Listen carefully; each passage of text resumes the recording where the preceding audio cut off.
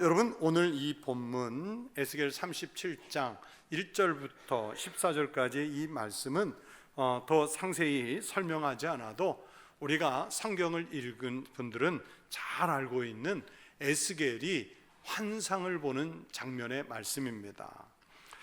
제가 총회에서 주제연구위원을 맡아서 다음 달 제109회 총회 주제를 함께 선정하고, 그러면서 그 총회 주제를 설명하기 위해서 논문을 예배와 성령님의 관계에 대해서 논문을 썼다고 2주 전에 말씀을 좀 드렸습니다. 그런데 제가 이 논문을 쓰기 전에 이 논문의 모티브를 어디에서 찾을까, 이 논문의 전개를 어떻게 할까 한참 구상하고 고민하면서 제일 깊게 묵상하고 시작점으로 삼은 게 바로 이 에스겔 37장 1절부터 14절까지 오늘 읽은 이 본문이었습니다. 마른 뼈가 살아나서 큰 군대를 이루는 이 환상이 바로 교회가 살고 나라와 또 민족과 세상이 사는 길이라 하는 은혜를 이 말씀을 통해서 받았습니다. 오늘날 현대 교회와 그리스도인들이 부흥을 멈추고 신앙적 삶이 피폐해진 것은 하나님께서 살리시는 역사를 부인하거나 아니면 하나님께서 살리신 그 역사를 외면하는 것 때문이 아닌가 생각했습니다.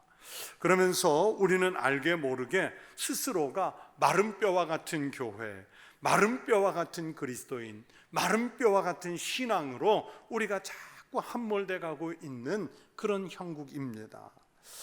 여러분, 이 마른 뼈가 살아서 큰 군대와 같이 이루어져야 교회도 살고 성도들 개개인의 심령도 삽니다. 그리고 교회와 성도가 그렇게 큰 군대를 이루어 살아나야, 그래야 우리가 사는 사회, 우리 나라, 우리 민족도 살게 될 줄로 믿습니다. 골짜기에 산을 이루듯이 쌓여있는 이 마른 뼈들이 소생하는 이 환상은 여러분, 지금 이스라엘의 영적 상태를 일러주시는 말씀입니다. 여러분, 오늘 본문이 선포될 당시에 이스라엘이라는 나라 혹은 이스라엘이라는 이 민족의 상황은 이미 마른 뼈가 된 그 자체였습니다. 이 말씀 속의 마른 뼈란 생명이 없다, 더 이상 회복 가능성이 없다는 뜻 아니겠습니까?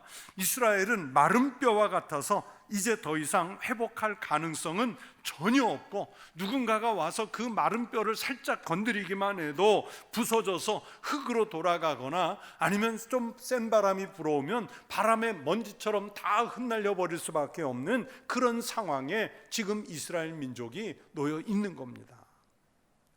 오늘 우리가 살고 있는 현실은 어떻습니까? 오늘의 우리나라와 우리 민족의 상황도 그렇게 다르지 않아 보입니다.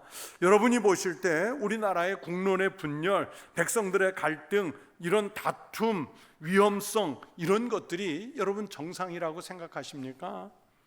교회와 그리스도인들은 과연 정상적인 교회의 모습, 과연 정상적인 그리스도인의 모습, 과연 정상적인 영적 생활을 영위하는 그런 모습이라고 생각하십니까?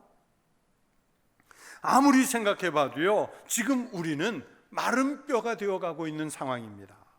광복의 감동이 사라지기도 전에 그때 벌써 우리는 이미 갈등하고 정쟁하느라고 양보하지 않아서 나라가 두 쪽이 나도요 그냥 이렇게 분열된 나라를 만들어버리고 말았잖아요. 그리고 현재도 80년 가까운 세월이 지났지만 해방 때의 그 전국처럼 우리나라 이념적 지형이 나아지기는커녕 오히려 퇴보했다는 진단이 훨씬 더 정확하고 솔직한 평가일 정도로 이 혼란의 상은 여전히 역사 속에 계속되고 있습니다. 보세요. 며칠 전 15일이었죠. 엊그제 15일 날 광복절 행사 하나도 함께 하지 못해서 정부와 당이 따로 하고 여와 야가 따로 하고 국가에서 하는 행사 있고 각 기관 단체가 하는 행사 따로 있고, 이런 혼란상이 여전히 계속되고 있는 그런 나라예요. 일주일 전에, 정확히 일주일 전에 파리올림픽이 끝났는데 우리나라가 이번 파리올림픽에서 금메달 13개, 은메달 9개, 동메달 10개 이렇게 따서 몇 위를 했을까요? 그렇죠. 종합순위 8위를 기록했습니다. 이건 위대한 결과예요. 원래 우리나라 선수단이 출발할 때 대한체육회에서는 수십 년 만에 최소 규모의 선수단을 보냈고, 또 확실하게 우승이 담보된 선수가 예년보다 많지 않아서 금메달 이번에는 5개 내지 6개 정도를 목표로 해서 15위 정도 하는 게 우리 선수단의 계획이었어요. 그런데 우리 선수들이 가서 투혼을 발휘했어요. 우리나라가 그렇게 총을 잘 쏘는, 우리나라가 그렇게 칼을 잘 다루고, 우리나라가 그렇게 활을 잘 쏘고, 전쟁 나도 걱정이 없을 것 같아요. 그렇게 총, 칼, 활을 잘 다뤘어요. 그래서 역대 금메달 최소 규모를 보냈는데, 우리나라가 올림픽에 나간 이래 역대 최다 금메달과 동률을 이루었어요. 그리고 우리나라보다 훨씬 더 스포츠 강국으로 유명한 독일 또는 캐나다, 이태리 이런 나라들이 우리나라 순위 밑에 9위 아래로 다 내려가 있어요. 더욱이 이번에 고무적인 것은 금메달을 딴 우리나라 선수들의 평균 연령이 23.9세랍니다. 아직 전성기가 안 왔어요. 그래서 평론가들이 오히려 4년 후에 전성기가 와서 기대가 된다는 거예요. 한 텔레비전에서 그날 뉴스를 진행하는 앵커가 제가 지금 여러분에게 말씀드린 이 소식을 전하면서 뉴스 끝내는 클로징 멘트로 이렇게 날렸습니다. 국민과 선수들은 위대한데 정치인만 못났습니다. 그러면서 정치인만 없어지면 우리나라는 초인류 국가가 될 수 있을 것입니다. 멘트했는데, 그 멘트를 들으면서 저만 시원하고 저만 공감했을까요? 많은 국민들이 거기에 공감했을 거예요. 그렇게 스포츠와 문화 콘텐츠는 이제 세계적인 반열에 올랐습니다. 학문의 수준도 당연히 높아졌습니다. 기업 경영도 세계적인 수준에 이른 것들이 많습니다. 그런데 우리는 왜 이렇게 여전히 척박해지고 있습니까? 누가 이렇게 갈등하게 만들었고, 누가 이 아픔을 그러면 치유해야 되겠습니까? 요즘에는 심지어 같은 편끼리도 대화를 안 하고 싸워요. 보수는 보수끼리도 마음을 합하지 못하고, 진보는 진보대로 내대적인 갈등을 가지고 있습니다. 그러면 교육이라도 희망을 주느냐? 그렇지 못해요. 교육 지도자들이나 그 현장도 많이 오염돼서 교육이라는 말, 양육이라는 말이 무색해진 시대가 되고요, 교사가 학생들을 통제하지 못하고 학생들은 교사에게 발기를 들고 막 그런 시대가 됐어요. 남북 관계라는 남북 관계는 경색이라는 말을 무색하게 하고 이제는 완전히 꽁꽁 얼어붙은 상황입니다. 북한은 이제 남과 북은 통일할 대상이 아니라 완전히 다른 두 개의 국가로 가자는 방향입니다. 그러면서 북한은 여전히 핵과 미사일 실험으로 세계를 긴장시키고 우리 대한민국을 위협하지요.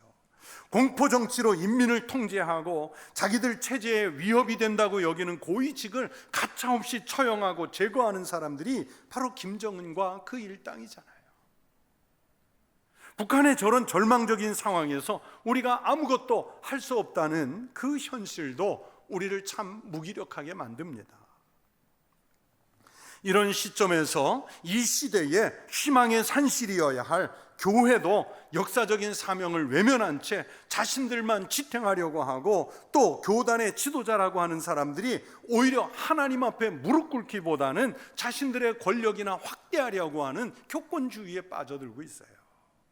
교회도 그리스도인들도 생기가 들어서 살이 붙고 생명력 있는 게 아니라 점점 마른 뼈가 되어가고 있어요.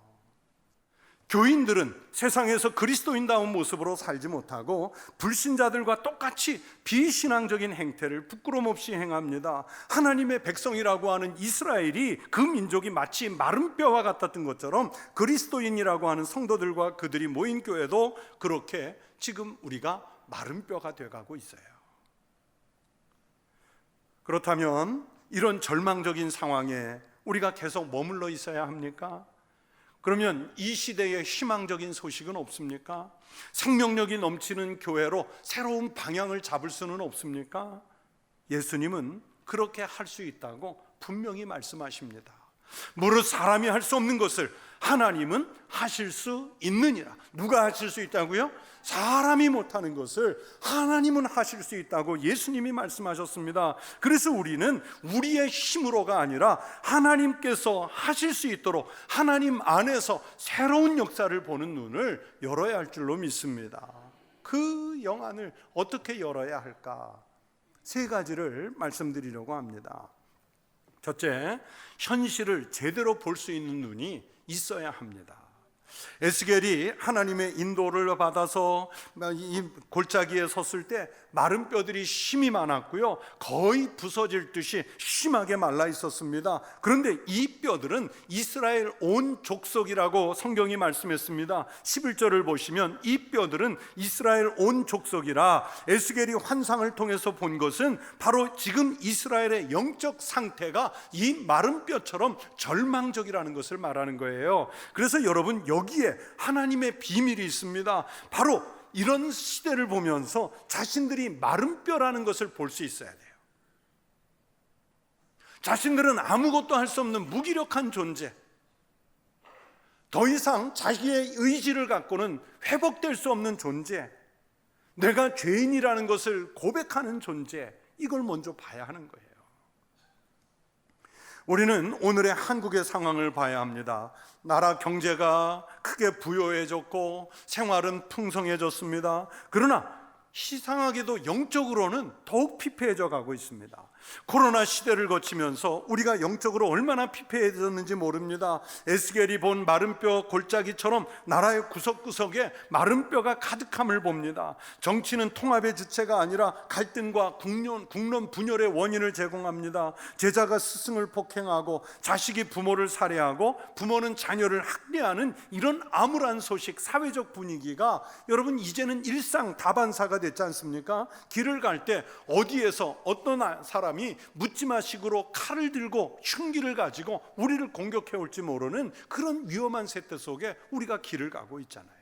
사회의 악은 이제 어쩔 수 없는 것 아니냐? 마약이 청정지역을 다 넘어서 이제는 학교 안에까지 침투하는 것을 바라만 봐야 하느냐? 장로님 기도하셨지만 동성애가 우리들 사회 속에 그냥 만연해도 우리가 아무 말도 못하고 주저앉아 있어야 되느냐?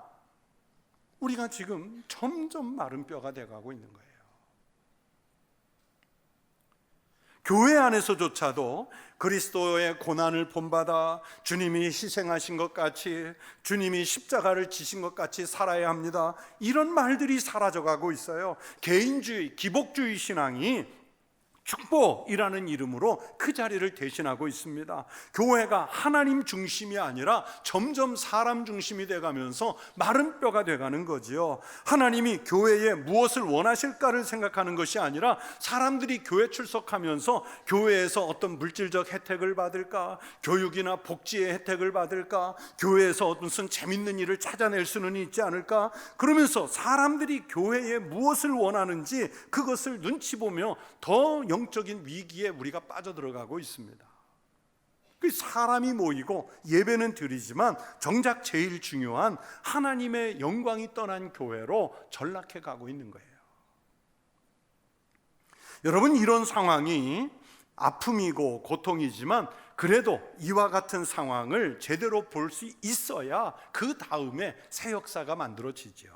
여러분, 삼손의 위기가 어디에서 왔습니까? 이스라엘의 초대 왕이었던 사울 왕의 위기가 어디에서 왔습니까? 하나님이 그들에게 떠났는데도 그들이 그것을 깨닫지 못하는 데서 위기가 왔습니다. 자신이 지금 하나님이 떠나버린 이후에 어떤 형편에 놓였는지 그걸 직시하지 못해서 영적으로 눈이 어두워졌기 때문에 능력을 상실한 거예요. 여러분, 오늘 우리도 내 자신의 정직한 모습을 부끄럽지만 하나님 앞에 드러내야 합니다. 나의 실수와 허물을 밝히고 하나님 앞에 회개해야 합니다. 나의 교만함과 거짓을 하나님 앞에서 제대로 볼 수 있어야 다시 우리에게 이 마른 뼈가 소생하는 생명의 기회를 주실 줄로 믿습니다. 한 번 더 말씀드리면, 내가 그리고 우리가 마른 뼈요, 바로 우리가 죄인인 것을 인정해야 합니다.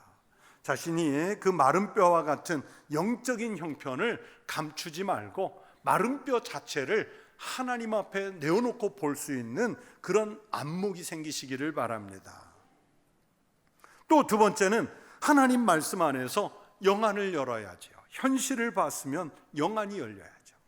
아무리 현실을 보는 눈이 열렸다고 해도 영적인 눈이 열리지 않으면 새 역사를 이룰 수가 없습니다. 여러분, 이사야 선지자를 생각해 보겠습니다. 이사야 선지자는 영안이 열리기 전에는 국가의 위기를 깨닫지 못했습니다. 그러다가 우시야 왕이 죽던 해에 성전에 들어가 기도하던 중에 영안이 열렸어요. 영안이 열리니까 자기가 먼저 죄인이라는 것을 고백했고, 자기가 죄인인 것을 고백한 다음에 하나님께서 그에게 사명을 맡기시니까 주여 내가 여기 있나이다, 나를 보내소서 하면서 하나님 말씀을 선포하는 예언자의 길로 들어서지 않습니까?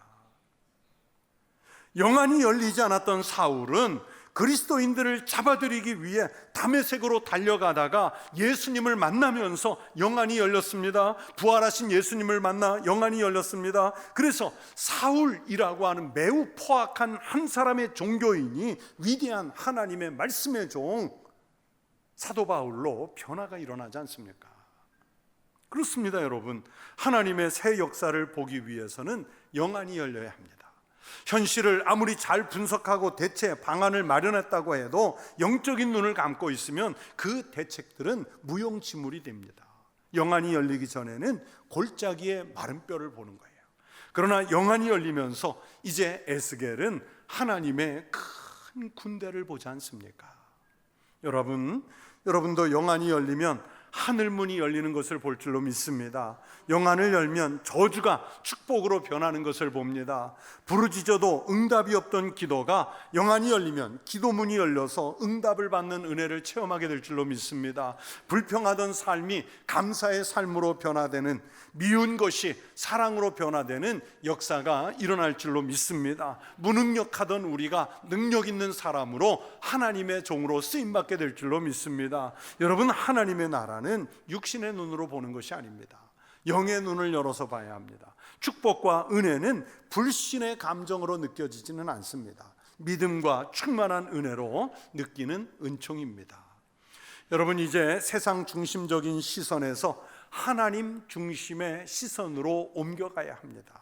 자기 가치관이 아니라 하나님 말씀 중심으로 돌아가야 합니다. 분석하고 비판하고 저주하는 것이 아니라 이해와 관용과 용서와 사랑의 마음으로 돌아가야 합니다. 그렇게 영안이 열릴 때 말씀 안에 머물 수 있고 만물이 새로워지는 경험을 하게 되리라고 믿습니다. 말씀 안에서 세상을 볼 때 하나님께서 우리를 향하신 그 역사를 우리가 보게 될 것입니다.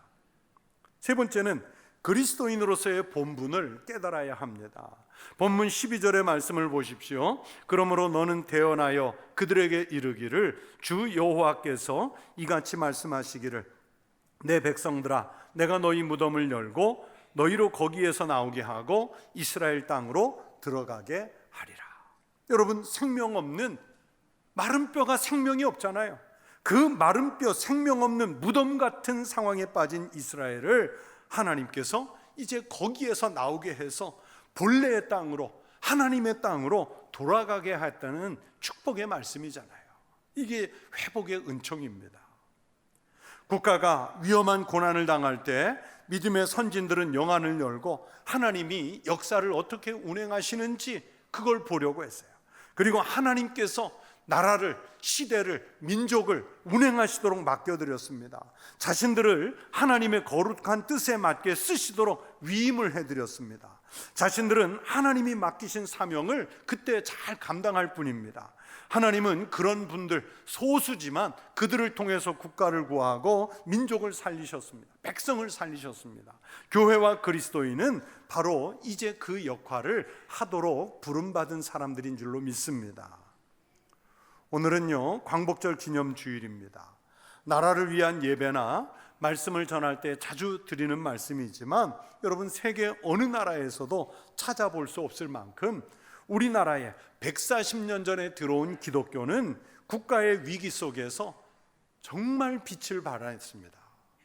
국가가 주권을 잃었을 때, 누구보다도 예배당 바닥을 눈물로 적셔가며 기도했고 독립을 위해서 교회가 사명을 감당했습니다.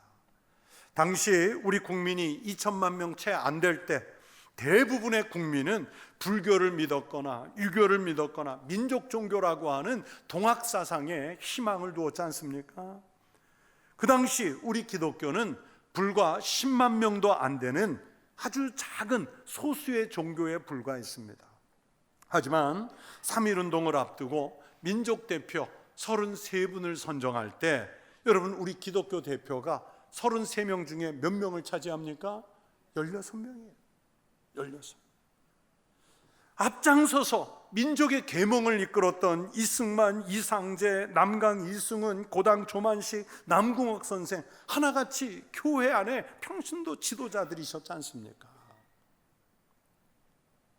나라가 전쟁으로 폐허가 되어 완전히 주저앉을 때 희망을 선포하고 이끌어 붙었던 분들이 목회자 또는 교회의 지도자들이었고 그 동력이 교회 안에서 나왔습니다. 나라가 위기를 만났을 때 여의도 광장에 무려 100만 명의 그리스도인들이 모여서 구국기도회를 열어 나라를 위해서 기도했던 사람들이, 그 뙤약볕 아스팔트 위에서 기도했던 사람들이 우리 교회고 그리스도인이지 않습니까? 우리나라, 우리 민족이 그렇게 마른 뼈 같은 나라일 때 하나님의 큰 군대로 변화할 수 있도록 앞서서 이끌었던 곳이 바로 교회였고 그리스도인들이었습니다. 그렇다면 오늘도 우리가 위기라고 해서 손을 놓고 있어서는 안 됩니다. 지도자 몇 사람, 의식 있는 사람들의 몫이 아니에요, 애국이라는 게. 오늘을 살아가는 성도들이 성도로서의 본분을 깨달아서 그 본분을 다하면서 살아야 합니다. 그래야 나라가 희망이 생겨요. 마른 뼈가 다시 큰 군대가 되는 축복이 교회 안에서 일어날 줄로 믿습니다. 하나님의 말씀을 따라서 우리 그리스도인들이 성도의 본분을 다하면서 살면 하나님이 문제를 해결해 주실 줄로 믿습니다. 사무엘이 고백했던 것처럼 나라를 위한 기도를 쉬면 안 됩니다. 예레미야 선지자처럼 나라와 민족을 위해서 울고 또 울어야 합니다. 민족을 위해서 죽으면 죽으리다 하는 결단으로 금식했던 에스더가 하나님 앞에 자기 희생해 가면서 왕 앞에 나아갔던 것처럼 우리 그리스도인들의 각오가 그래야 합니다. 포로 생활로 자유의 신분을 잃었지만 나라와 민족을 위해서 하루 3번씩 기도했던 다니엘의 삶이 오늘 그리스도인 우리 성도들의 삶이어야 할 줄로 믿습니다. 여러분, 나라를 위해서 기도해 보신 적이 있으신지요? 여러분의 기도 제목 속에 새벽을 깨워서 기도하시든, 아니면 예배당에 와서 기도하시든, 또는 어느 날 차례 밤새워 기도하시든, 또는 여러분이 골방에 들어가시든, 여러분의 기도 제목 속에 정말 나라를 위해, 정말 민족을 위해 가슴을 쳐가며 눈물을 흘려가며 기도해 보신 적이 있으신지요? 광복절 기념주일에 우리 신앙의 선조들이 나라의 독립을 꿈꾸며 마른 뼈 같은 조국 앞에 우뚝 섰던 것처럼 오늘의 영적인 이 마른 뼈 같은 현실 앞에 신앙으로 무장한 우리 성도들이 서시기를 바랍니다. 나라를 위해서 가슴을 쳐가며 기도하십시오. 나라의 지도자만 애국해야 한다 생각하지 마시고 그리스도인답게 바른 시민의식, 민주적인 정신, 자기가 맡은 역할을 잘 감당하겠다는 다짐을 하십시오.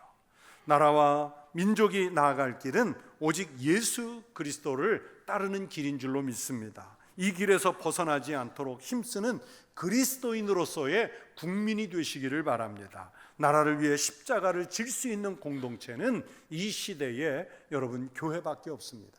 교회만이 희망입니다. 오늘 우리는 마른 뼈 같지만 큰 군대를 이루어서 다시 교회를 부흥하게 하고 우리가 사는 시대를 살리고 대한민국을 살리는 그리스도인으로 살아가시기를 주의 이름으로 축원합니다.